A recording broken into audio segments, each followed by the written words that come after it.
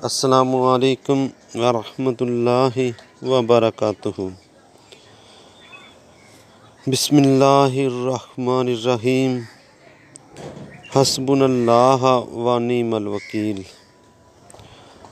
بخاری شریف میں حضرت ابن عمر سے روایت ہے کہ رسول کریم رؤوف الرحیم صلی اللہ علیہ وآلہ وسلم نے فرمایا،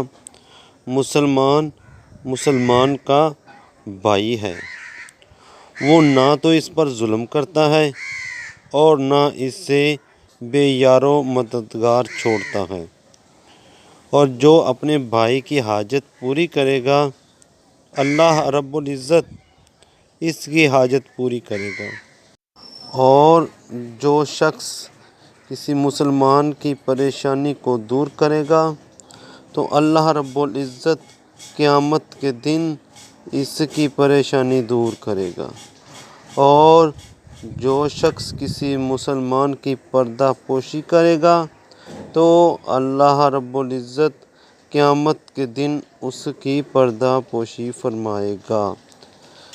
حدیث کے آخری جملے کا مطلب یہ ہے کہ اگر نیک مسلمان کوئی غلطی کر بیٹھے تو اسے لوگوں کی نظر میں گرانے کے لیے جگہ جگہ بیان نہ کرتے پھرو، بلکہ اس کے عیب پر پردہ ڈالو، بخلاف اس شخص کے جو اعلان اللہ رب العزت کے حکام کو توڑتا ہے تو اس کی پردہ پوشی کی بجائے اس کے جرم کی تشریح کرنے کا حکم خود حضور نبی کریم رؤوف الرحیم صلی اللہ علیہ وآلہ وسلم نے دیا ہے۔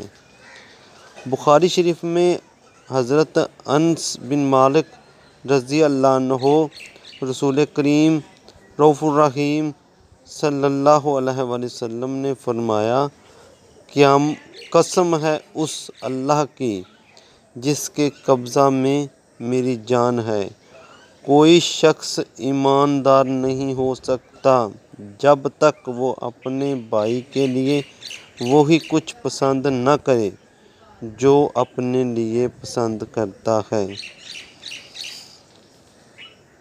ابن ماجہ میں روایت ہے کہ حضرت عقبہ بن عامر کہتے ہیں کہ میں نے رسول کریم رؤوف الرحیم صلی اللہ علیہ وآلہ وسلم کو یہ ارشاد فرماتے سنا ہے کہ مسلمان کا بھائی ہے۔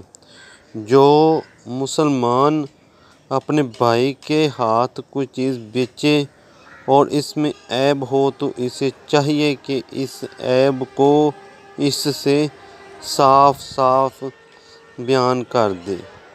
عیب کو چھپانا کسی مسلمان تاجر کے لیے جائز نہیں ہے۔